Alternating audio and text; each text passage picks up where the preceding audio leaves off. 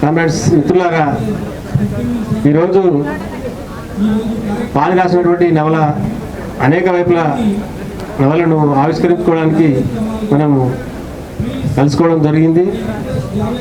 ఇప్పుడు ఈ నవలను ఆవిష్కరించడానికి కామ్రేడ్స్ అనురాధ వేదిక మీకు రావాల్సిందిగా ఆహ్వానిస్తున్నాను. అట్లాగే సాహిత్య విమర్శకుడు ఏకే ప్రభాకర్ గారిని వేదిక మీకు రావాల్సిందిగా ఆహ్వానిస్తున్నాను. అట్లాగే వీక్షణం సంపాదకులు ఎన్ వేణుగోపాల్ గారిని వేదిక మీకు రావాల్సిందిగా ఆహ్వానిస్తున్నాను.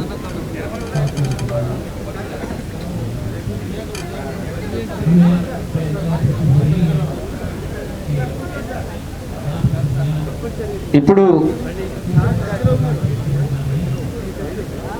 అనేక వైపుల నవలను సామాజిక కార్యకర్త, విప్లవోద్యమంలో పనిచేసినటువంటి అనురాధ గారు, తను 4.5 సంవత్సరాలు జైలు జీవితం ఉంది. అట్లాగే జైలు జీవితాన్ని, జైలు అనుభవాలను కూడా ఏది నేరం అనే పేరుతోని కథలు రాయడం జరిగింది. అట్లాగే ఈ మధ్యన అజ్ఞాత రచయితలు రాసినటువంటి కథలన్నింటినీ కూడా 6 సంపుటాలుగా వెలువరించడం జరిగింది. దానికి సంపాదకత్వం వహించడం జరిగింది అనురాధ గారు. ఇప్పుడు ఈ నవలను అనురాధ గారు ఆవిష్కరించి మాట్లాడతారు. మొదటగా ఆవిష్కరించాల్సిందిగా కోరుతున్నాను.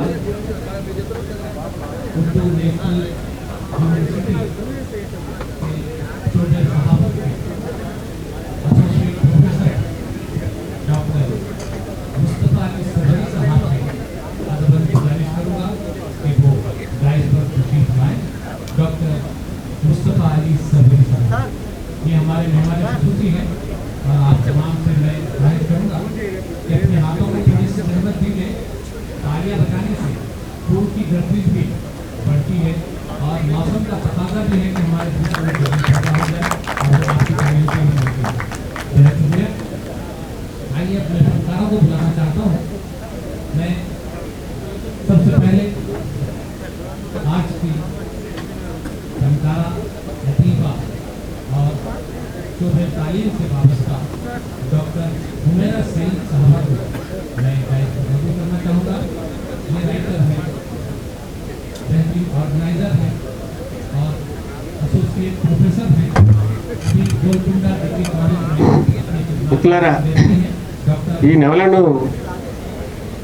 పాణి గారు 2014 నుంచి 2020 వరకు ఈ కాలంలో జరిగినటువంటి పరిణామాలను అన్నిటినీ కూడా ఇందులో చిత్రించడం జరిగింది. ప్రధానంగా విప్లవోద్యమంలోని ఆటుపోట్లను, విప్లవోద్యమం మీద ఉన్నటువంటి నిర్బంధాన్ని ప్రధానమైన అంశంగా చేసుకొని దీనిలో వివరించడం జరిగింది. ముఖ్యంగా దీనిలో విప్లవోద్యమం మీద నిర్బంధం ఏదైతే ఉందో దానికి ప్రత్యామ్నాయ మార్గాలు కూడా ఉన్నాయని చెప్పడం జరిగింది.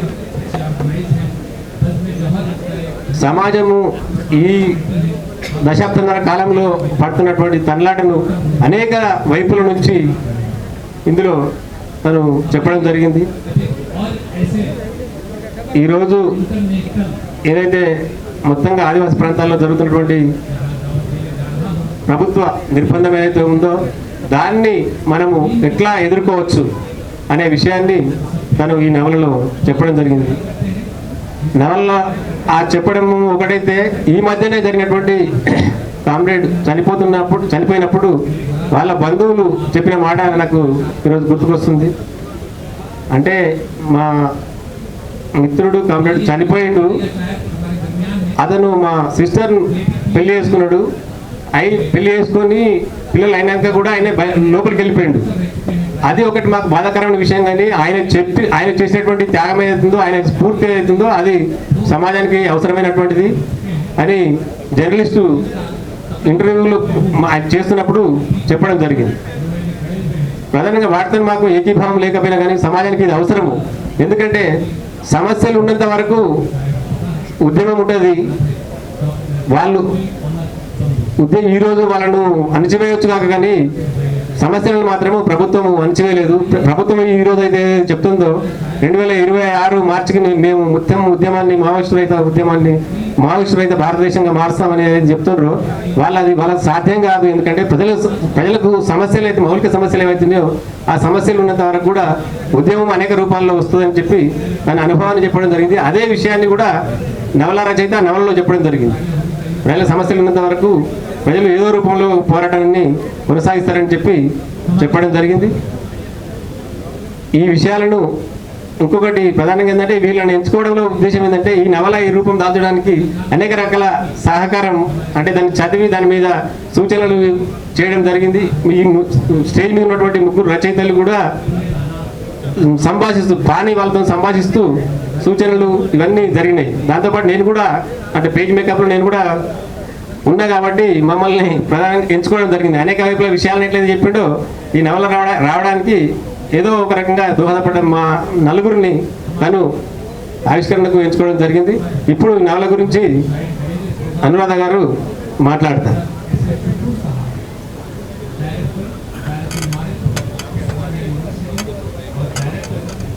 మిత్రులారా, కామ్రేడ్స్, నిజానికి కాలేజ్ జీవితంలోకి కొంచెం రావడానికంటే ముందు రష్యన్ సాహిత్యం చదువుతూ అంటే ఏమాత్రం ప్రగతిశీల భావాలు అనేవి తెలియకముందు రష్యన్ సాహిత్యం చదివి దాంతో కొంచెం ప్రభావితమై కనీసమైనటువంటి విషయాలు తెలుసుకుంటూ పెరిగాం. ఆ తర్వాత 90 దశకానికి వచ్చేవరకు 90కి నిజానికి వచ్చినప్పుడు చైనా సాహిత్యం విపరీతంగా చదివి చాలా ఇన్ఫ్లుయెన్స్ అయ్యి ప్రగతిశీల ఉద్యమాల్లో పాల్గొన్నాను నేనైతే. అప్పుడు చాలాసార్లు మేము అనుకునేవాళ్ళం అనమాట, అసలు మన దేశంలోని విప్లవోద్యమం గురించి నవలలు ఎప్పుడు వస్తాయో అని. అంటే ఇప్పటి వరకు అసలు రాలేదని కాదు, చాలా వచ్చాయి తప్పకుండా. అయితే ఆ వచ్చిన వాటికి ఈ నవలకి ఉన్నటువంటి ఒక గొప్ప తేడా ఏంటంటే, అసలు ఒక నవల అంటే నాకు అసలు రష్యన్ సాహిత్యంలో అంటే చాలా మిషెల్ షోలకోవ్ రాసినటువంటి నవలలు కానీ లేకపోతే అసలు చైనీస్ సాహిత్యంలో మేమందరం ఉదయగీతిక, ఈ ఎర్రమందారాలు ఇవి చదివి చాలా ఇన్ఫ్లుయెన్స్ అయ్యాం. సాధారణంగా మనకి భారతదేశంలో వచ్చినటువంటి ఇక్కడ విప్లవోద్యమానికి సంబంధించినటువంటి రచనలు బయట వాళ్ళు చేయడం, విప్లవోద్యమం బయట ఉన్న వాళ్ళు ఆ రచనలు చేయాలంటే వాళ్ళకి ఆ లోపల జీవితం గురించి తెలియదు. అలాగే లోపల ఉన్న వాళ్ళు రాయాలంటే వాళ్ళకి సాహిత్యం అంటే అంటే క్రియేటివ్ రైటింగ్ గురించి, అంటే నవలలు కథలు రాసే సమయం ఉండదు, రాయడానికి ఒక సాధన కానీ లేకపోతే అటువంటి అనుకూలమైన పరిస్థితులు కానీ ఉండవు. కథలు రాయడమే అసలు చాలా గొప్ప విషయం. బహుశా నేను అనుకుంటాను ప్రపంచ విప్లవోద్యమ చరిత్రలో ఎక్కడా కూడా మీకు ఫీల్డ్లో ఉంటూ కథలు రాసినటువంటి అనుభవం ఇంకెక్కడ లేదు భారతదేశంలో. అందుకోసమే గత కొంతకాలంగా మొదటగా అజ్ఞాత మహిళా రచయితలు రాసినటువంటి సంకలనాల్ని అలా తీసుకొచ్చు. అయితే పాణికి ఉన్నటువంటి ఒక అడ్వాంటేజ్ ఏంటంటే, పాణి ఒక జర్నలిస్ట్ కావడం, ఆయన ఒక ఫీల్డ్ రిపోర్టర్గా రాయడానికి అక్కడ జరుగుతున్నటువంటి అభివృద్ధి కార్యక్రమాలు, అలాగే ప్రత్యామ్నాయ రాజ్యాధికార సంస్థలు ఎలా పనిచేస్తున్నాయనేటువంటి ఒక అధ్యయనం చేయడానికి ఆంధ్రజ్యోతి తరపున వెళ్ళి ఒక 4 రోజులు పర్యటించి జనతన రాజ్యం అని పుస్తకం రాశారు. అంటే అలాంటి పుస్తకాలు రాసేటప్పుడు అవి అంటే దానికి క్రియేటివ్ రైటింగ్ అవసరం లేదు. అంటే ఒక రిపోర్ట్ చాలా ఒక ఫీల్డ్ స్టడీ, అది కూడా చాలా బాగా రాశాడు కూడా. అటువంటి నేరుగా చూసినటువంటి ఒక అనుభవాన్ని నాలాంటి మిత్రులు, అంటే విప్లవోద్యమంలో పనిచేసినటువంటి మిత్రులని ద్వారా తెలుసుకున్నటువంటి అనుభవాలు, వీటిని ఉపయోగించుకొని బయట ఉన్నటువంటి అంటే అర్బన్లో జరుగుతున్నటువంటి ఒక ప్రజా ఉద్యమాలని, ముఖ్యంగా రాయలసీమ అంటే ప్రత్యేక రాయలసీమ కావాలనే ఒక పోరాటం, ఆ సందర్భంలోనే అంటే ఇట్లాంటి ప్రాంతీయ అస్తిత్వాలకు సంబంధించినటువంటి ఉద్యమాల గురించి వాటి నేపథ్యం. ఆయన ప్రధానంగా ఆయన ఉండేది కర్నూలు కాబట్టి కూడా రాయలసీమ ఉద్యమాన్ని నేపథ్యంగా తీసుకొని ఎన్ని విషయాలు చెప్పాడంటే, అంటే అస్తిత్వ ఉద్యమాల గురించి, అలాగే ఇంకా విప్లవోద్యమాన్ని గురించి అనేక రకాలైనటువంటి చర్చలు, ఉదారవాద ఉద్యమాలు, ఇవన్నిటిని టచ్ చేస్తూ అయితే దాన్ని పాత్రల ద్వారా చెప్పడం. ఎందుకంటే నెరేటివ్ స్టైల్ అనేది చాలా ఎక్కువ కనిపిస్తుంది మనకి. అంటే చాలామంది చేసిన ప్రయత్నాలలో ఆ నవలల్లో అంటే కొన్ని పాత్రలు ఉండడము, ఆ పాత్రల మధ్య సంభాషణలు, ఒక దృశ్యాలు, చిత్రణలు, ఇదంతా కన్నా కూడా ఎక్కువ మనకి నెరేటివ్ స్టైల్లో రాసినవి మనకు అనిపిస్తూ ఉంటాయి. ఎందుకంటే అటువంటి నవల రాయడం అనేది నిజానికి అంత తేలికైన విషయం ఏం కాదు. దానికి ఒక స్కీమ్ కావాలి. దాన్ని ఎక్కడ మొదలు పెడతాం, చెప్పదలుచుకున్న విషయాల్ని ఎక్కడ కూడా నెరేషన్ లాగా కాకుండా అది ఉంటూనే అది దృశ్యీకరించడం. అంటే ఇప్పుడు నిజానికి ఇదంతా రాస్తే ఒక చరిత్ర, కానీ చరిత్రని నవలగా రాయాలన్నప్పుడు అంటే ఉదాహరణకి అందులో ఆయన అమరావతి రాజధానిగా ఉండాలా, లేకపోతే 3 రాజధానులుగా ఉండాలా, ఈ విషయము కొందరు వ్యక్తిగత జీవితాలను ఎలా ప్రభావితం చేసింది. అలా అంటే కొన్ని పాత్రలు ఆ ఎఫెక్ట్ అంటే ఎంతెంత చిన్న చిన్న విషయాలు తీసుకొని అంటే ఎక్కడ మొదలు పెట్టాలి, అందులో అంతా అంటే ఒక అన్ని రకాల శక్తులు ఉంటాయి కదా.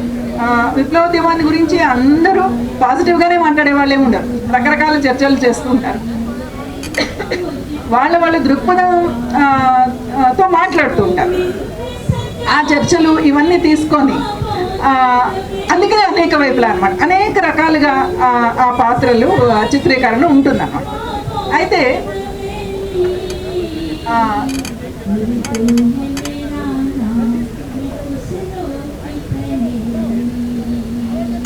ఇంకొకటి ఏంటంటే ఇందులో మనకి చాలా ఆసక్తిగా అనిపించేది, జనరల్గా ఇట్లా నవల ఈ అనుభవాలు తెలుసుకొని రాసేటప్పుడు పాతకాలాన్ని గురించి ఎక్కువగా వస్తుంటుంది నవలలో. అంటే గతించిన చరిత్ర గురించి రాయడం కొంతవరకు తేలిక, కానీ ఆయన చాలా తాజా విషయాలు తీసుకొని ఈ నవలని రాశాడు. ఈ నవల భూమికలో ఇంతకుముందు రాము కూడా చెప్పినట్టు 2014 నుంచి 2019 వరకు 5 ఏళ్ళ కాలం. కానీ 5 ఏళ్ల కాలంలో వెనక్కి ముందుకి వెళ్తూ ఉంటాయి విషయాలు, అంటే పాత విషయాలు వాళ్ళు కలుసుకోవడం, మాట్లాడుకోవడం ఇదంతా.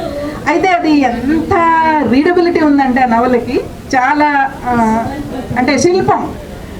నాకు చాలా కాలం అసలు శిల్పం అంటే కూడా ఏంటో తెలియదు.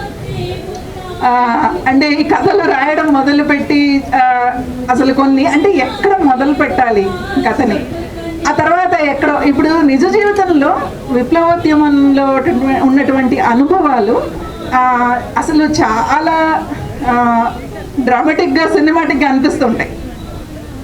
అంటే ఉదాహరణకి ఇప్పుడు ఇక్కడ పని చేస్తున్నాం, ఇప్పుడు ఈ మీటింగ్లో మనం కలిసి మాట్లాడుకుని ఉంటాం. నేను విప్లవోద్యమంలోకి వెళ్ళిపోయాను, మీకు తెలియదు, మీరు వెళ్ళిపోయారు, నాకు తెలియదు. మనం ఎప్పుడో 14 ఏళ్ళ తర్వాత కలుసుకుంటాం అనుకోకుండా. అప్పుడు అది అంటే అది అలాంటి ఒక అది నిజ జీవితంలో చెప్తే డ్రామాటిక్గా అనిపిస్తుంది, కానీ అవి నిజంగా చాలా జరుగుతూ ఉంటాయి. అంటే అరే అసలు ఆ రోజు ఫలానా దీనిలో మనం ఇట్లా మాట్లాడుకున్నాము, లేకపోతే అని ఒక ఇది ఉంటుంది. లేకపోతే ఫలానా అమ్మాయి ఆ రోజు అరే ఆమె ఇప్పుడు ఇట్లా కొంతమంది అజ్ఞాతంలో ఉన్నారనే విషయం కూడా తెలియనప్పుడు ఏవో మాట్లాడిన తర్వాత ఇప్పుడు వాళ్ళకి ఆ విషయం తెలుస్తూ ఉండడం, ఇలాంటివన్నీ అనమాట. అలాగే జైలు జీవితము, ఎన్ఐఏ దాడులు, ఇవన్నీ కూడా ఉంటాయన్నమాట అందులో. ముఖ్యంగా ఏంటంటే బయట జరుగుతున్న చాలా విషయాలు మనం అందులో రిలేట్ చేసుకోగలుగుతాం, కానీ పూర్తిగా ప్రతి ఒక్కరి అంటే వాస్తవాలు జరిగినవి జరిగినట్టుగా రాస్తే అది మళ్ళీ చరిత్ర అవుతుంది, నవల అవ్వదు. సో ఆ కాల్పనికతని తీసుకొని అంటే మనకి కొన్ని చూస్తుంటే అరే ఇది ఇలా జరిగింది కదా, ఈ ఘటన మనకు తెలుసు, ఈ ఘటన అలా చాలా ఘటనలు మనకు తెలుసు అనుకుంటాం. దానిని కొంత కాల్పనికం చేసి ఆ ఘటనలు పెట్టి కొన్ని కాల్పనిక పాత్రలను తీసుకొచ్చారు. ఆ కాల్పనిక పాత్రలను తీసుకొచ్చినప్పుడు అంటే నాకు ఒక మాట గుర్తు వచ్చింది ఈ మధ్య, ఎవరో రాశారు, అంటే ఒక వాస్తవాన్ని చెప్పడానికి చేసే కల్పనే నవల. నిజానికి అందులో ఉన్నవన్నీ వాస్తవాలే. ఆ వాస్తవాలు చెప్పడానికి ఆయన కొన్ని పాత్రలను సృష్టించాడు. ఆ పాత్రల పేర్లు, ఆ పాత్రలు, ఆ పాత్రల స్వభావాలు, ఆ ఘటనలు మనకు తెలుసు. కానీ వాటిని అలా ఒక పీరియడ్లో పెట్టి అవి కొంతమంది ఇండివిజువల్స్ జీవితాలని ఎలా సృజించాయి, అది చాలా అద్భుతంగా రాశాడు. అంటే మన కింద పెట్టుకుని చదివేస్తాం. నిజానికి బహుశా ముగ్గురం కూడా చదివేటప్పటికి మాకు హార్డ్ కాపీ లేదు కాబట్టి కంప్యూటర్ స్క్రీన్ మీద 800 పేజీల పైన అవి చదివాం. కానీ అంటే ఆపకుండా చదివించేటటువంటి శక్తి ఈ నవలకు ఉంది. చాలా ఇంట్రెస్టింగ్. నాకు చాలా అనిపించింది ఏంటంటే ఇప్పటి జనరేషన్ ఇది కూడా తీసుకొని ఆయన రాశాడు. అంటే ఇందులోని ప్రధాన పాత్ర ఒక చాలా ఒక చిన్న యువతి, అంటే ఆమె జస్ట్ అంటే కాలేజ్ అయిపోయి యాక్టివిస్ట్గా ఉన్నటువంటి ఒక అమ్మాయి ప్రధాన పాత్ర. అక్కడి నుంచి చాలా తలపండిపోయినటువంటి విప్లవోద్యమ నాయకుల వరకు మనకి మధ్యలో చాలా రకాలు, అంటే దళిత యాక్టివిస్టులు ఉంటారు, రాయలసీమ యాక్టివిస్టులు ఉంటారు, ఇలా చాలామంది అట్లా మనకి పాత్రలుగా ఇందులోకి వస్తారనమాట. అయితే వీళ్ళని కలిపిన పద్ధతి కానీ వాళ్ళు చేసుకునే చర్చలు అది ఎలా ఉంటుందంటే ఉట్టిగా కూర్చొని డిబేట్లు చేసుకున్నట్టు కూడా ఉండదు. మనకి ఈ రోజు జరుగుతుంది అనిపిస్తుంది. మాట్లాడుకుంటూ ఉండగా అరే వాళ్ళ సాయంత్రం మళ్ళీ మీటింగ్ ఉంది వెళ్ళాలి అనుకుంటారు, వెళ్తారు, అక్కడ మళ్ళీ సైడ్ చర్చలు, పక్కన నిలబడి మాట్లాడుకోవడాలు, ఇన్స్టాగ్రామ్లు, ఫేస్బుక్లు ఇవన్నీ ఉంటాయి. ఫేస్బుక్ యాక్టివిస్టులు చాలా మంది ఉంటారు కదా, అవి కూడా ఉంటాయి అన్నమాట. అలాగే అంటే ఎవరు ఎప్పుడు ఎలా ఎక్కడ నిలబడతారు, ఎప్పుడు ఎవరు నిజంగా స్టేట్కి వ్యతిరేకంగా ఇచ్చేస్తారు అని కొన్ని చదువుతుంటే అసలు అందులో అంటే పానికి నేనేమి అవి షేర్ చేసినవి కదా అందరికి తెలిసినవే. నేను కూడా నన్ను అంటే అందులో ఎక్కడో ఆ ఘటనలలో ఐడెంటిఫై అవుతాను అనమాట. అంటే అలా అయ్యేటట్టు ఉంటాయి. నిజానికి ఏంటంటే ఇప్పుడు ఒకసారి మావోయిస్ట్ ఖైదీగా జైలుకి వెళ్ళి వచ్చిన తర్వాత మనకు ఒక మొహర్, ఒక స్టాంప్, ఈ స్టాంప్ అనడం గురించి కూడా నాకు అనిపిస్తుంది. నేను నిజానికి ఓ స్టాంప్ పడిపోయాక అంటారు కదా, నిజంగా జైలు రిలీజ్ అయిపోయి స్టాంప్ వేస్తాం అంటే అది చూపించుకొని ట్రైన్ ఎక్కుతాం మనం. ఎందుకంటే డబ్బులు కూడా ఉండవు చాలా మందికి ఇది రిలీజ్ అయ్యటం. అలాంటి ఒక మొహర్ పడ్డాక కొంచెం నిర్బంధం వచ్చినా కూడా కొంతమంది అంటే ఇప్పుడు ఇలాంటి మీటింగ్ వచ్చి అరే ఆమెను ఎందుకు పిలిచారు పోయి కొంచెం జనరల్గా ఉండాల్సింది కదా, లేకపోతే అంటారు అన్నాడు మీరు రాకుండా ఉండాల్సింది. అంటే ఒక కాలం ఉంటుంది ఎవరు రాని కాలం, అప్పుడు మనమే రావాలన్నమాట. అప్పుడు మీరు వస్తారనుకున్నా మీరు రాకపోతే ఎట్లా అంటారు. నేను ఇవన్నీ చూసాను అనమాట, చాలా నవ్వుతుంది. అంటే ఇలాంటివి అనేక రకాలైనటువంటి ఇవి ఉంటాయి. అంటే నేను కథ ఏం జరుగుతుంది అవంతా చెప్పదలుచుకోలేదు, మీరు చదవాలి. ఎప్పుడైనా కూడా కథ ఏంటి అదంతా మనం చెప్పేస్తే ఎట్లా, అది అన్ఫోల్డ్ అవుతూ ఉంటుంది అలాగా. అంటే మన ముందు అలా మొదలయ్యి అసలు అది మాత్రం చాలా అద్భుతంగా చేశాడు. కాబట్టి దాన్ని నేను చెడగొట్టు తలుచుకోవాలి. నేను మాట్లాడిన వెంటనే మీరు ఇప్పుడు వెంటనే పుస్తకం కొనుక్కొని చదవాలి అని మీకు అనిపిస్తే కనుక నేను మాట్లాడింది అంటే సార్థం అవుతుందని నేను ఫీల్ అవుతున్నాను. నిజంగా ఈ కాలానికి అంటే చాలా లేటెస్ట్ అంటే వర్తమాన ఇది అంటే జరుగుతున్నటువంటి చరిత్రని కేవలం వర్తమానంలో కాకుండా భవిష్యత్తు పట్ల చాలా ఆశ కలిగించేలాగా రాస్తాడు. అంటే ఇది విప్లవోద్యమం అంటే చాలామంది ఇంక దాని పని అయిపోయింది, ఇంకా ఎక్కడ అంటే ఇంకా వాళ్ళు కథం చేసే పరిస్థితి అదే కదా మనకు కనిపిస్తున్నది. అక్కడ ఆపరేషన్ కగార అనగానే ఇంకెంత డెడ్ లైన్లో పడుతుంటుంది కదా, మనం చాలా చూసేసాం అట్లాంటి డెడ్ లైన్లు. అలా ఇంకా 25కి అయిపోతుందట, 24కి అయిపోతుందట, అందులో కూడా ఉంటుంది అలాంటిది. ఇంకెంత కథ అన్న తర్వాత కూడా నవల నడుస్తుంది అన్నమాట మనకి. ఇది ఇప్పుడు నవల అయిపోలేదు యాక్చువల్గా, అంటే అలా ఉంటుంది అనమాట. మనం అయిపోలేదు, మనం జస్ట్ కామా పెట్టినాం. ఇప్పుడు భవిష్యత్తు గురించి అనమాట. అలాంటి భవిష్యత్తు గురించి అంటే ఇది ఒక కఠినమైన వాస్తవము, పోరాటం అనేది ఎప్పటికీ ఉంటుంది. అంటే అలాంటి ఒక సమాజం మనం సాధించుకునే వరకు వచ్చిన దాన్ని నిలబెట్టుకోవడం కోసం కూడా ఇది ఒక ఇటర్నల్ ఇటువంటిది ఒక ఉంటుంది అనేటువంటి ఆశని వాగ్దానం చేస్తూ ఈ నవల రాశాడు పాణి. ఇది మీరు అందరూ తప్పకుండా కొనుక్కొని చదవాలి అని నాకు కోరిక.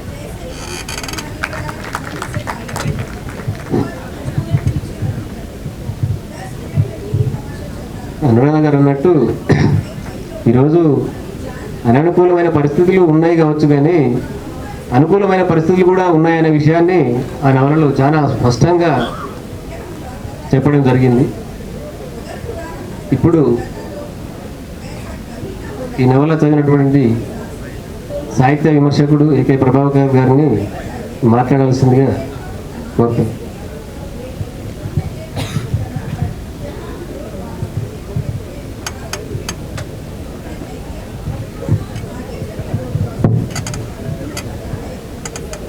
అధ్యక్ష, మిత్రులారా, శిల్పం అంటే ఏంటో తెలియదు అన్నారు కదా, నాకు కూడా తెలియదు. కానీ ఈ పుస్తకం చదవండి, సహజంగానే శిల్పం అంటే ఏంటో తెలుస్తుంది. అంటే కొన్నిటిని మనం వర్ణించలేం. ముక్కు ఇంత పొడుగుంది, లేకపోతే కాళ్ళు సహజంగానే ఈ సైజులో ఉండాలి, చేతులు ఈ సైజులో ఉండాలి, ముఖాకృతి ఇట్లా ఉండాలి. శిల్పాన్ని అట్లా వర్ణించలేం. వర్ణించినా తెలియదు. యాక్చువల్గా శిల్పాన్ని స్వయంగా చూసి తాకి అన్ని వైపుల నుంచి, అనేక వైపుల వచ్చింది కదా, అన్ని వైపుల నుంచి చూసినప్పుడు మాత్రమే శిల్పం యొక్క సమగ్రతని మనం అర్థం చేసుకోగలం. ఈ పుస్తకం గురించి మాట్లాడటానికి నాకు ఏ మాత్రం అర్హత లేదు. కాకుంటే ఈ పుస్తకం తయారు కాకముందు చదివాను కాబట్టి మీ ముందు 2 మాటలు మాట్లాడతాను. ఒక పాఠకుడిగా నేను ఎలా ఫీల్ అయ్యాను, ఒక పాఠకుడిగా ఈ నవల పేజీల్లో నన్ను నేను చూసుకున్నాను. పాఠక అనుభవం, రచయిత అనుభవం ఎక్కడైనా కలుస్తాయా అని చెప్పి చాలాసార్లు ఆలోచిస్తూ ఉంటాను నేను. రచయిత ఏ ఉద్వేగానికి గురై ఈ పంక్తులు రాశాడు, ఈ పదాలు కూర్చాడు, అది పాఠకుడికి ఎలా అందుతుంది? ఇది నేను బ్లాక్ అండ్ వైట్లో పుస్తక రూపంలో చదవలేదు, కేవలం ఫోన్ మీద చదువుకున్నాను. కానీ ఎన్నిసార్లు దుఃఖించాను, ఎన్నిసార్లు వెక్కి వెక్కి ఏడవటం అంటామే, అది నాకు అల్లం రాజయ్య రాసినటువంటి మధ్యవర్తులు కథ చదివినప్పుడు అనిపించింది, మనిషి లోపల విధ్వంసం కథ చదివినప్పుడు అనిపించింది. ఇటువంటి నవల ఇటీవల కాలంలో నేను చదవలేదు. ఇటీవల కాలంలో ఇంతగా నేను ఈ మనుషుల దగ్గరికి, అందులో పాత్రలు కాదు, అవి పాత్రలు అని చెప్పేసి నేను అనలేను, ఆ మనుషుల దగ్గరికి, ఆ జీవితం దగ్గరికి, వాళ్ళు నడిచిన దారిలోకి, వాళ్ళ ఆచరణలోకి మమేకమైనటువంటి సందర్భం అయితే ఇటీవల కాలంలో నేను అనుభవించలేదు. ఎలా సాధ్యమైంది పాణికి ఇదంతా అని చెప్పి నేను చాలాసార్లు ఆలోచించాను. అది జనతన రాజ్యం రాయటం వల్ల సాధ్యమైందా, లేకపోతే సిలింగేరు ఉద్యమం గురించి దాన్ని వ్యాఖ్యానించడం ద్వారా సాధ్యమైందా? అనురాధ ఒక మాట అన్నారు, ఆయన రిపోర్టర్ కాబట్టి సాధ్యమైందా? రిపోర్టర్ అయితే కేవలం ఉన్నదే చెప్తారు కదా, మరి ఈయన ఏం చేస్తున్నాడు?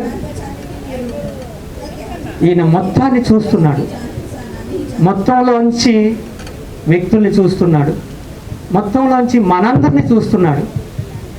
చిన్న చిన్న మాటల ద్వారా చాలా విషయాలు తెలియజేశాడు ఆయన. మనం ఎక్కడున్నాం? ఈ నవల చదవటం ఒక విధంగా ఆత్మవిమర్శగా కనిపిస్తూ ఉంటుంది. మనం ఏం చేస్తున్నాం?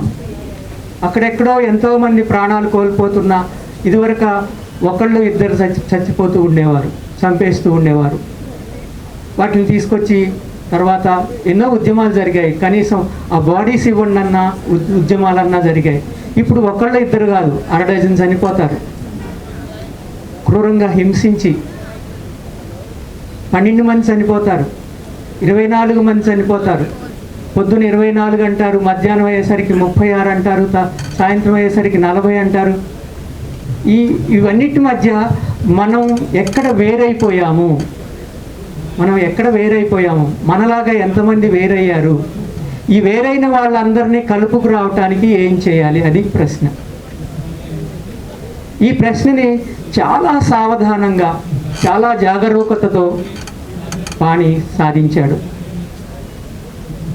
ఉద్యమంలో పనిచేసినటువంటి వాళ్ళు, పని చేస్తూ ఉన్నటువంటి వాళ్ళు, చేసి బయటికి వచ్చినటువంటి వాళ్ళు, బయటికి వచ్చి చెదిరిపోయినటువంటి వాళ్ళు, లొంగిపోయినటువంటి వాళ్ళు, ఏవో ప్రలోభాలకు ఆశపడినటువంటి వాళ్ళు, లేదా మరొక ఉద్యమాన్ని తలకెత్తుకుంటున్నామని చెప్పేసి సేఫ్ ఉద్యమాలు ఉంటాయి.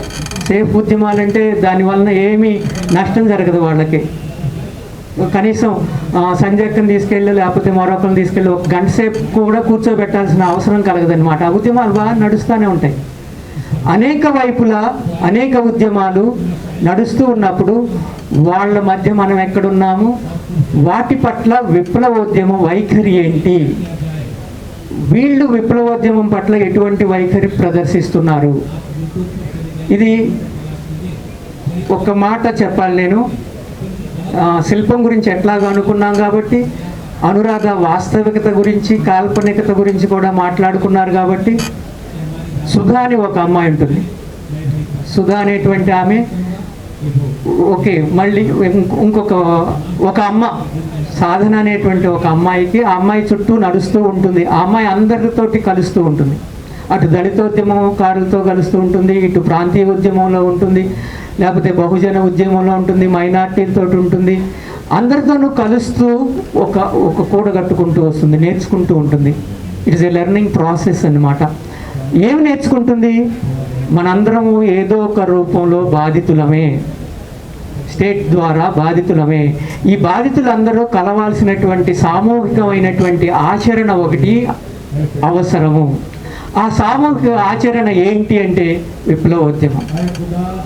ఆ విప్లవోద్యమంలో నడుస్తున్నటువంటి వాళ్ళు అక్కడెక్కడో ఉన్నారని కాదు, ఇది వ్యాపించాల్సినటువంటి, విస్తరించాల్సినటువంటి లింక్స్ ఏర్పడాల్సినటువంటి అవసరం ఉందని చెప్పేసి గుర్తించి ఈ లింక్స్ అన్నింటినీ నడుపుతూ ఉంటుంది ఆ అమ్మాయి 20-25 ఏళ్ళ అమ్మాయి, కానీ 90 ఏళ్ళ వృద్ధుడి దగ్గర నుంచి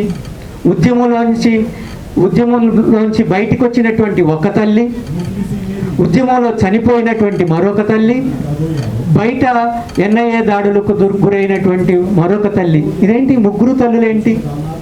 ఈ అనేక వైపులా అనేటువంటి దాంట్లో ఇన్ని పార్శ్వాలు చూపిస్తారు. అయితే ఇది వర్తమానమా గతమా తెలియదు మనకి. ఇది వర్తమానము, గతం కూడా. వర్తమానంలో నిలబడి గతంలోకి వెళ్ళినప్పుడు ఆ గతాన్ని ఎలా ప్రజెంట్ చేయాలి? రసూల్ అని చెప్పేసి ఒక క్యారెక్టర్ ఉంటుంది, ఒక ముస్లిం క్యారెక్టర్. అతను ఉద్యమంలో చనిపోతాడు. చనిపోయిన తర్వాత వాళ్ళ అమ్మకి తన డైరీలు సాధన ద్వారా పంపిస్తాడు. అక్కడ అంటే గతంలోకి వెళ్ళాలి. గతంలో అంటే కర్నూలు దగ్గర పక్కన ఉన్నటువంటి ఊళ్ళో నిలబడి మాట గురించి మాట్లాడాలి. అక్కడ ఏం జరిగిందని తల్లికి తెలియాలి. ఆ తల్లిని చూస్తే నాకు మహాశ్వేతాదేవి రాసినటువంటి ఒక తల్లిగా కనిపిస్తుంది. ఆ తల్లి తన కొడుకుని అప్పుడు అర్థం చేసుకుంటుంది, అతని డైరీల ద్వారా, ఉత్తరాల ద్వారా. కేవలం అతన్ని మాత్రమే కాదు, మొత్తం ఉద్యమాన్ని అర్థం చేసుకుంటుంది. మొత్తం ఉద్యమం ఎంత మానవీయంగా వ్యవహరించగలదు ఆ విషయాలు అర్థం చేసుకుంటుంది. సుధా అనేటువంటి ఆమె ఉద్యమంలో పనిచేసి బయటకు వచ్చి జైలుకి వెళ్ళి మళ్ళీ బయట కార్యక్రమాలను ఉద్యమాన్ని విస్తరించడం కోసం పట్టణాల్లోకి, నగరాల్లోకి రీఆర్గనైజ్ చేయటం అంటాం కదా, పునర్నిర్మాణం అంటాం. ఈ పునర్నిర్మాణంలో భాగం అవుతుంది. ఆమె తను ఉద్యమంలో పనిచేసినప్పుడు ఏమేం చేసిందో కూతురికి మౌఖికంగా చెప్తూ ఉంటుంది. మౌఖికంగా చెప్పేటువంటి క్రమంలో ప్రధానమైనటువంటి ఒక పాత్ర ఉంటుంది. వాళ్ళు కలిసి నడుస్తూ ఒక మాట, వాళ్ళ మధ్య అనేకమైనటువంటి సైద్ధాంతికమైనటువంటి చర్చలు నడుస్తుంటాయి. ఎక్కడ సిద్ధాంతం అనేటువంటి ఇది కలిగించడు. ఇదంతా కాల్పనికంగానే చెప్తూ ఉంటాడు, పాత్రల ద్వారా చెప్తూ ఉంటాడు. ఒక మాట చెప్పాల్సిన అవసరం ఉంది. విప్లవకారులంటే ఎవరు? విప్లవకారులంటే కవులు, కళాకారులు అని బయట మధ్య మన వాళ్ళు ఎవరో రాశారు అంటాడు. ఎవరో రాశారంట. విప్లవకారులు అంటే ఎవరో కాదు, మనం అంటే మీరు నేను కూడా విప్లవకారులం అయిపోతాం. వెంటనే ఒక కౌంటర్ ఆర్గ్యుమెంటు, అందుకే వాళ్లకు వాస్తవ జ్ఞానం లేదని ఇంకెవరో రాశారు. ఎవరికి వాస్తవ జ్ఞానం లేనిది? కవులు, కళాకారులుగా. అది నిజమా? ఏది వాస్తవం, ఏది కల్పన, ఏది కాల్పనికత, ఏది శిల్పం, ఏది వస్తువు? ఇది చెప్పటం కోసం పాణి నవల చదవాల్సిందే. అంటే ఏది వాస్తవం? అనేక వాస్తవాలు ఉంటాయి. ఆ వాస్తవాలన్నింటినీ సమన్వయం చేసేటువంటిది ఏంటి? మనం మనుషులుగా ఎలా నిలబడాలి, మనుషులుగా ఎలా రూపొందాలి, మామూలు మనుషులుగా కాకుండా ఒక నూతన మానవిగా, నూతన మానవుడిగా మనం ఎలా రూపొందాలి. ఈ పుస్తకం అంతా అటువైపే నడుస్తుంటుంది. ఒక మాట ఉంటుంది, ఏంటంటే అది ఓకే, అణచివేతలు ఉన్నాయి, చాలా అణచివేతలు ఉన్నాయి. 2014లో ప్రహార్ నడుస్తుందేమో, అంతకుముందు సమాధానం నడిచింది, అంతకుముందు గ్రీన్ హంట్ నడిచింది, ఇప్పుడు కగార్ నడుస్తుంది. ఉద్యమాలు అణిచివేసేసాము అని చెప్పేసి, అయిపోయిందని చెప్పేసి ఆదిలాబాద్లో లేదు, నల్లమలలో లేదు, ఏఓబిలో లేదు, ఒక చిన్న యూనిట్ అక్కడెక్కడో ఉంది, అయిపోయింది. 4 రోజులు 24కి అయిపోద్ది అన్నారు, 25 అన్నారు, 26కి ఏవో టార్గెట్స్ పెడుతున్నారు. ఇదంతా కార్పొరేట్కి అప్పచెప్పటం కోసం, అక్కడ ఆదివాసీలను తొలగించటం కోసం. ప్రతిసారి అయిపోయిందన్నారు కదా. ఒకవేళ ఓకే, ఈ పార్టీని పూర్తిగా ఈ నిర్మాణాన్ని పూర్తిగా విధ్వంసం చేశారు అనుకుందాం కాసేపు. అది వైమానిక దాడులు కావచ్చు, లేకపోతే పదాతి దళాలు కావచ్చు, లేకపోతే మిలిటరీ కావచ్చు, ఏదో ఒక రూపంలో నాశనం చేసేశారు అనుకుంటే విప్లవం అయిపోతుందా? 80కి ముందు పీపుల్స్ వార్ ఉందా? లేదు కదా. దాని పేరు ఏదో ఉంది కదా. 67కు ముందు దానికి ఒక పేరు ఉంది కదా. 70 తర్వాత ఇంకొక పేరు ఉంది కదా. 80 తర్వాత ఇంకో పేరు ఉంది కదా. చర్చల తర్వాత, చర్చల మొదటి రోజున ఇంకో పేరు ఉంది కదా. విప్లవం ఎప్పుడూ ఉంటుంది, కాకపోతే పేరు మార్చుకుంటుందేమో అంతే. అంతే కదా. ఎవరైనా ఆపగలరా? ఎక్కడైనా ఆపగలరా? లేదు కదా. రానివ్వండి, ఎంతమంది రానివ్వండి, మోడీలు రానివ్వండి, అమిత్ షాలు రానివ్వండి, మొత్తం సైన్యం అంతా రానివ్వండి, వైమానిక దాడులు జరగనివ్వండి, ప్రపంచవ్యాప్తంగా ఎక్కడైనా ఏ విప్లవాన్నైనా పూర్తిగా తొలగించాము, నిర్మూలించామని ఏ పాలక పక్షమైనా చెప్పగలదా? చెప్తూనే ఉంది. ఎక్కువ లేరండి, మహా ఉంటే ఒక 10 మంది ఉంటారు. లెక్కలు చూపిస్తూ ఉంటారు కదా. పూర్తిగా అయిపోయింది, ఖాళీ అయిపోయింది. ఈ ఎన్కౌంటర్ తోటి ముఖ్యులందరూ అయిపోయారు, ఇంకా 4-5. కానీ ఆగిందా ఎప్పుడైనా? ఇది ఆగదు, నిరంతరం కొనసాగుతూనే ఉంటుంది. పేరులు మారొచ్చు కానీ అనేక రూపాల్లో, అనేక వైపుల నుంచి ప్రజలు ఉద్యమిస్తూనే ఉంటారు. ఇది ఆగదు అనేటువంటి ఒక అద్భుతమైనటువంటి మెసేజ్ పాణి ఈ నవల ద్వారా అందించాడు. ఇది నవల అని నేను అనుకోలేదు. నేను నడుస్తున్నటువంటి చరిత్రను చూశాను. ఆ చరిత్రలో మీరు, నేను, మనందరం భాగం అని చెప్పేసి నేను ఫీల్ అయ్యాను కాబట్టి నవల అది ఫోన్లో చదువుకున్నా, కంప్యూటర్ మీద చదువుకున్నా తేడా తెలియలేదు. అందులో నిమగ్నం కాగలిగా నేను. మనందరం నిమగ్నం కాగలుగుతాం. ఆ నిమగ్నం అయ్యేటువంటి రచన, శిల్పం ఇంకా వేరే ఏమి లేదు, కట్టిపడేస్తుంది. ఆ కట్టిపడేసేటువంటి తత్వం ఎక్కడి నుంచి సాధించాడు పాణి? ఎలా సాధించాడు? ప్రతిదీ ఉంది అందులో లేనిది లేదు. ఏదో మహాభారతం గురించి చెప్తూ ఇది హాస్తి తదన్యత్ర నేహాస్తి తన్నొక్కచిత్ అంటారు. ఇక్కడ ఉంటే మిగతా చోట్ల ఉంది, అక్కడ లేకపోతే ఇంకెక్కడా లేదని.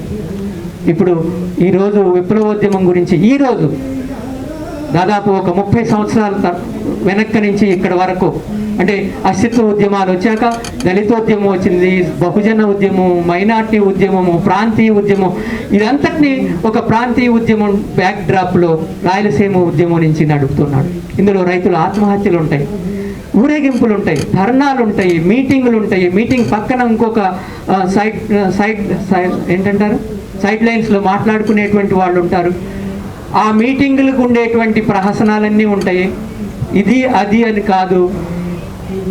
ఇందులో ఇప్పుడు ఇక్కడికి వచ్చి పాణి పుస్తకం ఆవిష్కరణలో నేను కూడా భాగం వహించాను. నేను కూడా విప్లవోద్యమంలో భాగం అని చెప్పేసి నన్ను నేను తృప్తిపరుచుకుని వెళ్ళిపోయేటువంటి వాళ్ళని కూడా ఉంది. అవన్నీ ఉన్నాయి ఇందులో. అంటే ఏది తీసుకురాలేదు, మనందరినీ నవల్లోకి తీసుకురాగలిగాడు, కట్టివేయగలిగాడు. ఒక మాట, దీనికి ముందు మాట వరవర్రావు గారు రాశారు, వెనక మాట అల్లం రాజయ్య రాశాడు. అవి చదివితే నేను వీళ్ళని విరసం వాళ్ళని ఆ 2 మాటలని ముందు బయటికి పంపిస్తే ఆ తర్వాత ఈ పుస్తకం గురించి చాలా అవగాహన వస్తుందేమో అనిపిస్తుంది. ఎలా పంపుతారో నాకు తెలియదు, ముందు పంపండి. ఎందుకంటే ఇది 860 పేజీల పుస్తకం. ఇది వివి ఏమన్నారంటే యుద్ధము శాంతి కాదు, ఇది యుద్ధము ప్రేమ అన్నారు. ఆ యుద్ధము మనని తన వైపు లాక్కుంటుంది, ఆ ప్రేమ మనని కట్టిపడేస్తుంది. దేనికి మనం కట్టుబడ్డాము అంటే ఇప్పుడు మళ్ళీ ఇంకొక మాట, యుద్ధము ప్రేమ వేరు కాదు, ఆ 2 ఒకటే, 2 మనని కట్టిపడేస్తాయి. అక్కడన్నా భాగం వహించాలి మనం, ఇక్కడైనా భాగం వహించాలి. నీకు మనుషుల్ని ప్రేమించటం తెలిస్తే నువ్వు యుద్ధంలో భాగం అవుతావు, నువ్వు ఏ వైపునున్నా సరే. ఒక మాట చెప్పి నేను ముగిస్తాను, ఎందుకంటే ఒక సమస్యను అర్థం చేసుకోవటానికి ముందు మన స్వీయాత్మక విధానాన్ని, ఒకే దృక్కోణం నుంచి చూసే పద్ధతిని, పైపైన చూసే విధానాన్ని వదులుకోవాలి. ఇది మనందరినీ ఉద్దేశించి రాసినటువంటి మాట. మనందరం ఈ ఆత్మకత ఈ పదం కూడా నాకు రావట్లేదు, అందులో కూరుకుపోయినాం. దాని నుంచి బయటపడి పైపైన చూసే పద్ధతి కాకుండా అనుసరిస్తే సమస్యను అర్థం చేసుకోము. అనేక వైపుల నుంచి తెలుసుకుంటేనే స్వీయాత్మకత నుంచి సమిష్టి ఆచరణలోకి వస్తాము. ఇది అల్లం రాజయ్య మాట కాదు, మావో చెప్పినటువంటి మాట. అనేక వైపుల నుంచి చూడటాన్ని మనం నేర్చుకుంటాం దీని ద్వారా. అందుకే ఏమంటాడంటే ఆయన, ఇది మరే ఇతర నవలా శిల్పాన్ని పోలినది కాదు. ఇది చాలా మంచి మాట. నేను ఒక సాహిత్య విద్యార్థిగా చాలా నవలను చదువుకుని ఉంటాను. రష్యన్ సాహిత్యం కావచ్చు, లేకపోతే అనువాదాలు, నేను ఆ భాషలోకి వెళ్ళలేకపోవచ్చు, అనువాదం అయ్యాయి. చైనీస్ సాహిత్యం గురించి చదువుకున్నాను, తెలుగు సాహిత్యం గురించి చదువుకున్నాను, ఇతరత్ర కూడా చదువుకుని ఉంటాను. కానీ ఈ శిల్పం దేనిది కాదు. ఇది ఏమిటంటే ఇది సామూహిక ఆచరణలో పుట్టినటువంటి శిల్పం. ఈ ఒక్క మాట నేను నా మాట ఆపేస్తాను. అనేక వైపుల రూపొందుతున్న విప్లవోద్యమ ఆచరణ శిల్పం ఇది. మీరు దాన్ని అన్ని వైపులా చూడండి, చుట్టూ ప్రదర్శన చేయండి, స్పృశించండి, దాని ఎత్తెంతో తెలుసుకోండి, దాని లోపల ఏముందో తెలుసుకోండి. అప్పుడు మాత్రమే ఈ పుస్తకాన్ని సమగ్రంగా చూడగలం. అయితే నాదొక విన్నపం ఏంటంటే విరసానికి, ఇలా కాదు,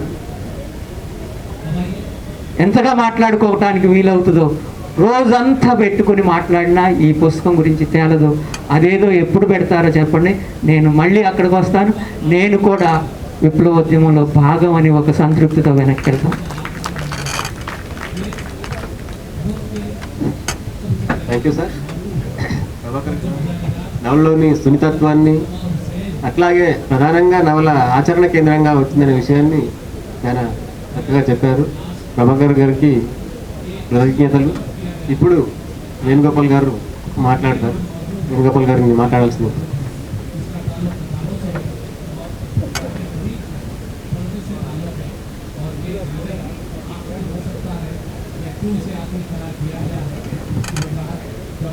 అధ్యక్ష, కామ్రేడ్స్, మిత్రులారా, నిజానికి ప్రభాకర్ అన్నట్టుగా ఒక రోజంతా మాట్లాడవలసిన పుస్తకం 10 నిమిషాలు కూడా మాట్లాడడానికి అవకాశం లేదు.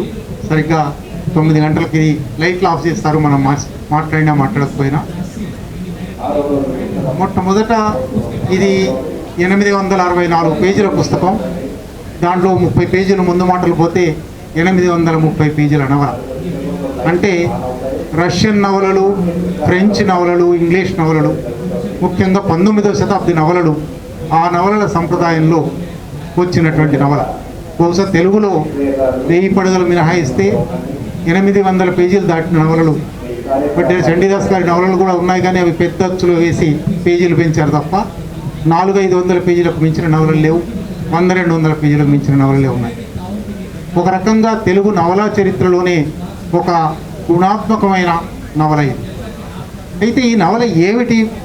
శీర్షిక దగ్గరే ప్రారంభిస్తే అనేక వైపుల అనేది మనిషికి అనేక వైపుల, సమాజానికి అనేక వైపుల, చరిత్రకు అనేక వైపుల, మానవ సంబంధాలకు అనేక వైపులు. ఈ అనేక వైపులు ఎట్లా చూడాలి అసలు? లెనిన్ ఎక్కడో ఒక సందర్భంలో తత్వశాస్త్ర వ్యాసం ఒకటి రాస్తూ, ఒక వస్తువును అర్థం చేసుకోవాలంటే దాన్ని చరిత్రలో భాగంగా చూడాలి, దాన్ని ఇతర వస్తువులతో సంబంధంలో భాగంగా చూడాలి, దాని లోపలి అంతర్గత చలనాల నుంచి చూడాలి అన్నాడు. ఈ 3 ప్రధానమైన షరతులు ఒక వస్తువును అర్థం చేసుకోవడం. విప్లవాన్ని అర్థం చేసుకున్నామా మనం? విప్లవం అనే మాట చాలా ఏళ్లుగా అంటూ ఉన్నాం, విప్లవంలో భాగం అనుకుంటున్నాం, విప్లవంలో లేదా విప్లవానికి వ్యతిరేకులం అనుకుంటున్నాం, విప్లవాన్ని సుదూరం నుంచి చూసేవాళ్ళం, దగ్గర నుంచి చూసేవాళ్ళం. కానీ విప్లవం అంటే ఏమి? ఏనుగు 7 గుడ్డివాళ్ళలాగా తొండం చూసి ఒకరు అదే విప్లవం అని, కాళ్ళు చూసి ఒకరు అదే విప్లవం అని, అని అనుకునేవాళ్ళు మన చుట్టూ చాలామంది ఉన్నారు. అందువల్లనే విప్లవం పని అయిపోయింది అనేవాళ్ళు కూడా ఉన్నారు. విప్లవం ఉధృతంగా నడుస్తుంది, ఉజ్వలంగా నడుస్తుంది అనుకునేవాళ్ళు కూడా ఉండవచ్చు. కానీ ఈ రెండిటి మధ్యన ఎక్కడో ఉంది వాస్తవం. ఈ రెండిటి మధ్యన వాస్తవం ఎక్కడో ఉందో అంటే విప్లవం అంటే ఏమిటో అర్థం కావాలి. విప్లవం అంటే ఏమిటో అర్థం కావాలంటే అనేక వైపుల నుంచి అర్థం చేసుకోవాలి. ఈ విప్లవోజ్వల ఈ మహోజ్వల శ్రీకాకుళము పేర లిఖించు చరితకు నిర్మాత ఎవరన్న నేటి విప్లవ కవుల కావ్యాలు వినిపించి సత్యమును పూర్తిగా తెలుసుకోనివ్వాలి అని రాశాడు.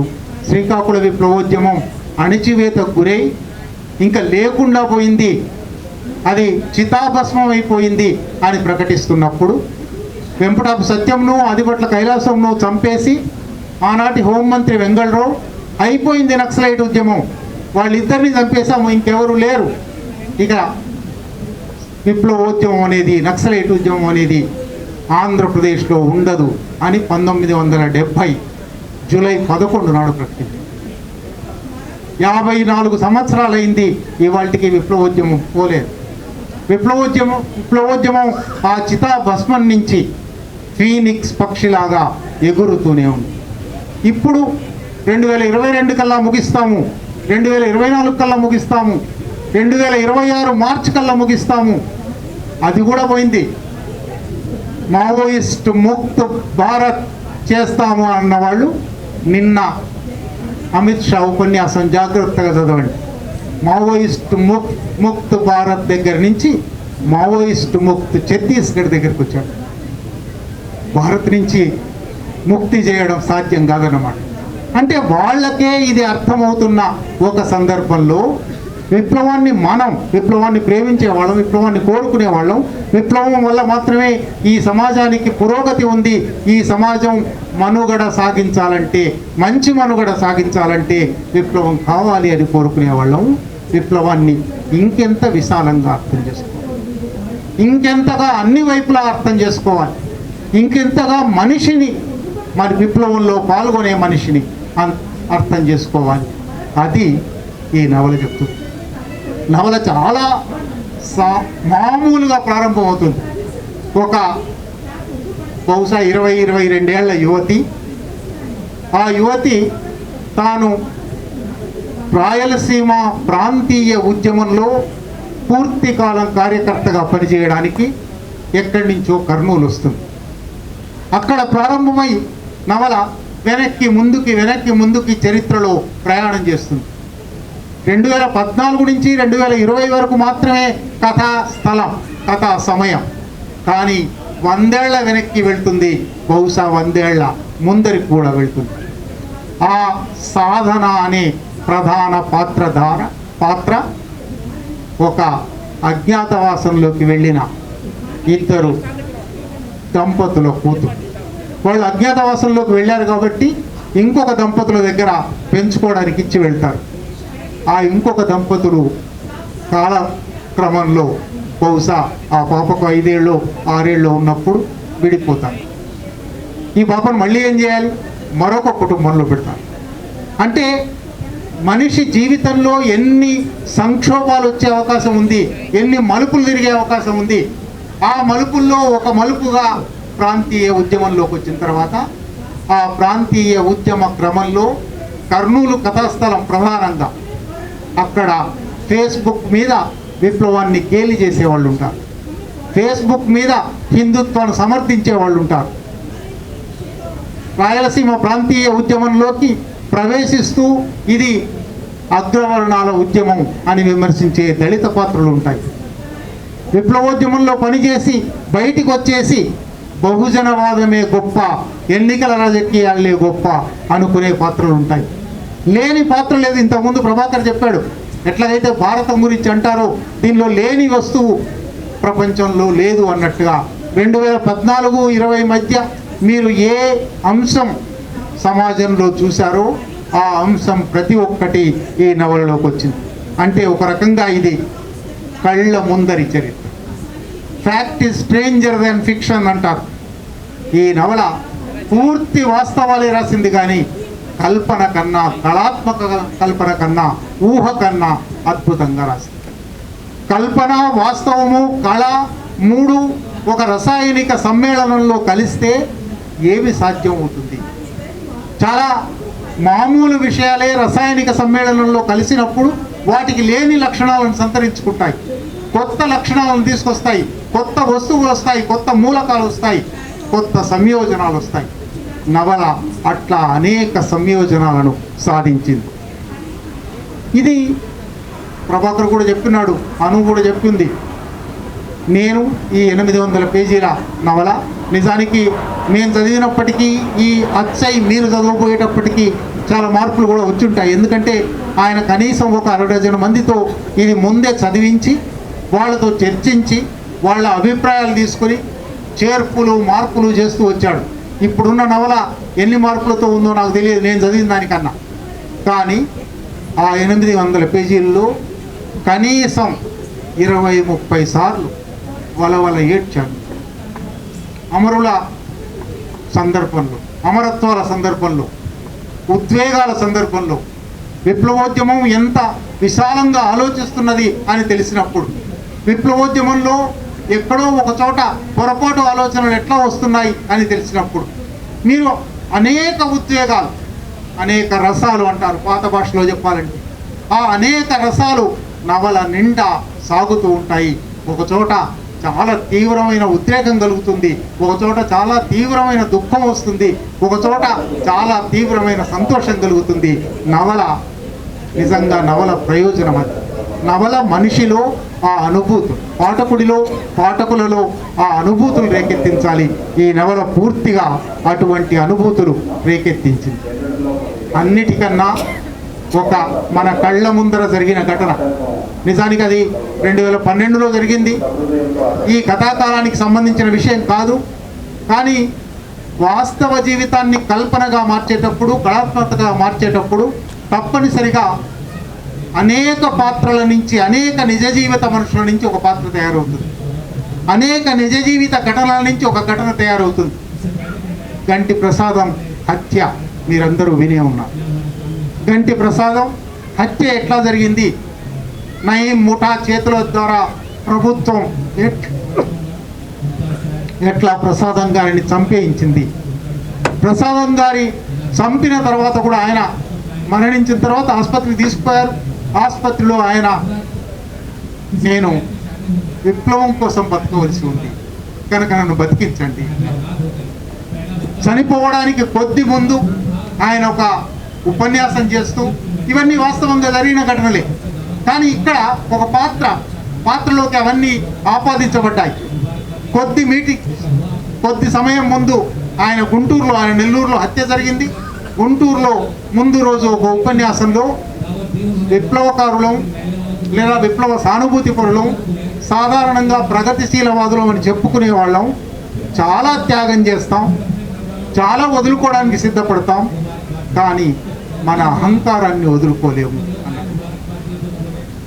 ఇది నిజంగా విప్లవకారులు అనవలసిన మాట, విప్లవకారులు గుర్తించవలసిన మాట, విప్లవకారులు తమలో తాము తరించి చూసుకోవలసిన మాట. అది కూడా నవలలో తీసుకొచ్చారు.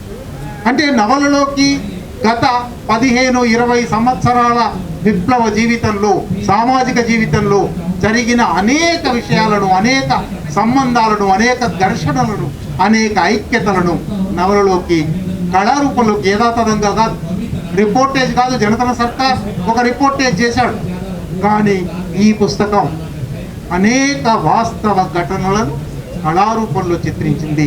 అందువల్ల అద్భుతమైన నవల అయింది.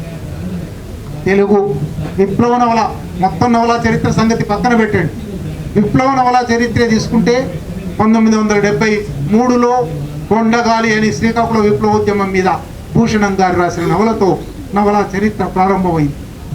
ఒక 100 నవలలు వచ్చి ఉంటాయి. విప్లవంలో పాల్గొన్న వాళ్ళు రాశారు, విప్లవాన్ని బయట నుంచి చూసిన వాళ్ళు రాశారు, విప్లవాన్ని వ్యతిరేకించిన వాళ్ళు రాశారు. విప్లవం వస్తువుగా 100 నవలలు వచ్చి ఉంటాయి. లేదా విప్లవ నేపథ్యం నుంచి గత చరిత్రలోకి వెళ్ళి అంటరాని వసంతం లాంటి నవలలు వచ్చి ఉంటాయి, అల్లం రాజయ్య నవలలు వచ్చాయి, సాధారణ నవలలు వచ్చాయి, నల్లూరు రుక్మిణి గారి నవలలు వచ్చాయి, స్వయంగా పాణి నవలలు వచ్చాయి. తెలుగు విప్లవ నవలా చరిత్రలో ఆణిముత్యం లాంటి నవల. తెలుగు విప్లవ నవలా చరిత్ర ఇంత విశాలంగా, ఇంత లోతుగా జీవితాన్ని తరిచి చూడగలదు. జీవితాన్ని తరిచి చూడడం తప్ప నవల చేయగల పనేమి లేదు.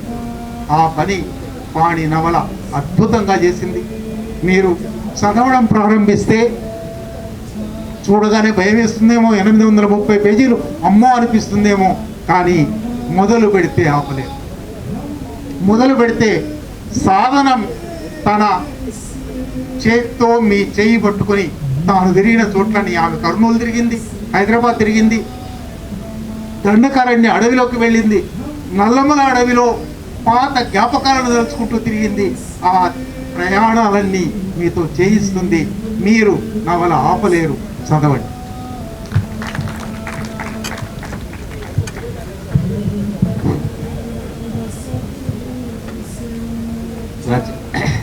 ఈ నవల ముందు చదివినందుకు ఒక రకంగా ఈ సమయం వాళ్ళకు పరీక్షనే పెట్టింది.